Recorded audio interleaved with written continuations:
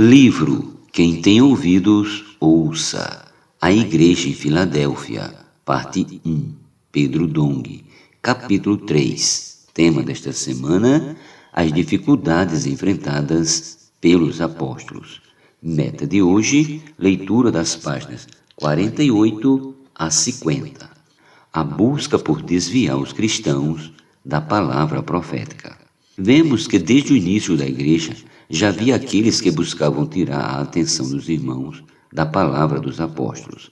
Isso porque a comunhão na palavra profética faz a obra de Deus ser realizada. O diabo, por sua vez, procura causar confusão, oferecendo outros ensinamentos, outra palavra que, por curiosidade, muitas vezes acatamos. Mas qual o objetivo do outro tipo de falar? O apóstolo Paulo revela aos Gálatas: será possível que me tornei vosso inimigo apenas por vos declarar a verdade?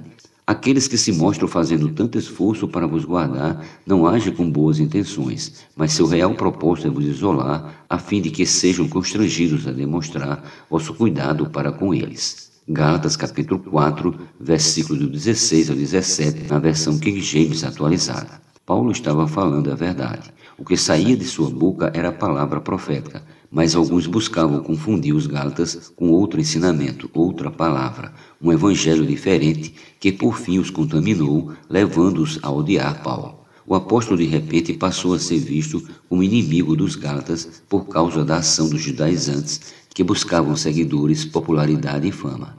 A versão King James atualizada deixa claro que eles buscavam isolar os irmãos de Paulo. Perceba como a palavra profética é importante. Por isso o inimigo ataca desde o começo da igreja. A influência da cultura grega. A dificuldade que Paulo enfrentava não provinha somente dos judaizantes. Outra fonte de problemas era a cultura grega prevalecente em toda a região onde o apóstolo desenvolveu seu ministério. A Grécia, na verdade, não era um império nem um país, mas um conjunto de cidades-estados independentes que tinham muita coisa em comum, como o idioma e a cultura. Dentre os pilares da cultura grega estava a democracia. Segundo seu costume, a prática da democracia começava nas ágoras, que eram grandes praças onde ficavam as principais instituições governamentais e mercados.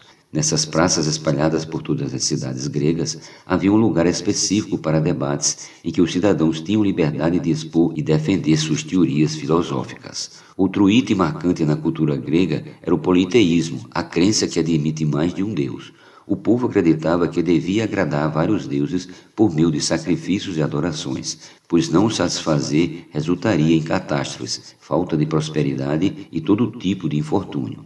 Esse conceito começou a ser questionado pelos filósofos e muitas teorias surgiram. Assim se popularizou a oportunidade de falar nas praças. Havia liberdade de expressão, de maneira que também surgiu a votação democrática entre eles. Nesse cenário, no intento de apresentar e defender suas ideias, os filósofos percorriam todas as cidades da Grécia, discursando nas praças, e assim o povo também tinha liberdade de escolher a linha filosófica que mais lhe agradasse.